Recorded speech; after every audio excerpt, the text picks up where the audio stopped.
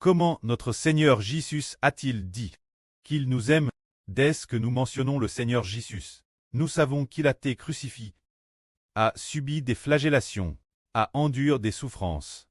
Voyons alors, pour quelle raison le Seigneur a reçu des coups de fouet et a enduré des souffrances. Nous lisons ici dans l'Apocalypse, il dit, il nous aime, et par son propre sang, nous a rachetés de nos péchés, pour nous donner la royauté, et faire de nous des frères pour Dieu son prêt. Dieu soit la gloire, l'autorité et la puissance, Monsieur, au cycle des cycles. Amen. Il est dit ici, il nous aime. Comment le Seigneur nous aimait-il? Il a utilisé son propre sang pour nous racheter.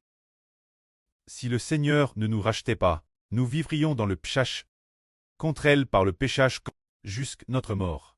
Et la fin ultime serait le temps de feu et de soufre. Mais le Seigneur ne veut pas que ceux qu'il aime prissent ainsi.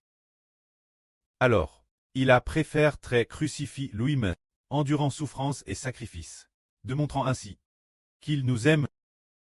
Il nous a sauvés, mais pour faire quoi? Pour traiter les prêtres de Dieu.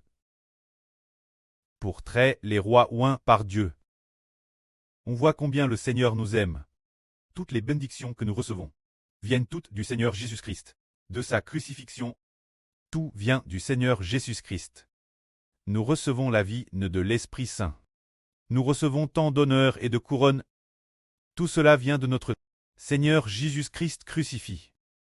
On voit que le Seigneur Jésus nous a rachetés par sa vie, montrant qu'il nous aime.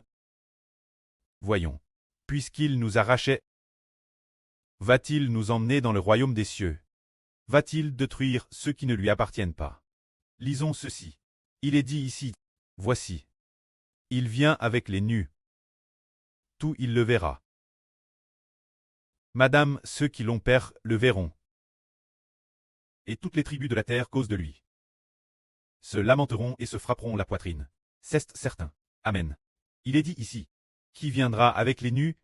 Le Seigneur Christ viendra avec les nus. Tout le monde le verra.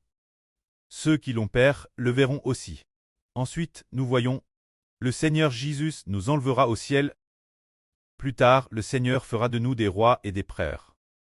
Nous donnera la royauté pour descendre ensemble, pour craser toutes les nations et tous les peuples, ensemble avec un fils appelé le roi des rois.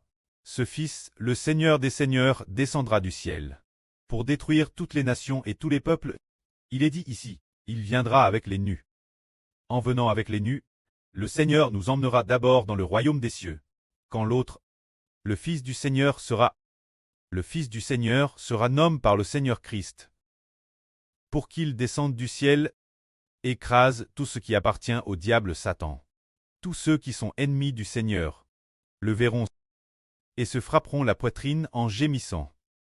Car le Seigneur Christ vient au monde précisément pour racheter ceux qui lui appartiennent, et tous ceux qui n'appartiennent pas au Seigneur Christ, enfin, seront tous broyés, très détruits. Que la gloire soit auprès et au Seigneur. Amen.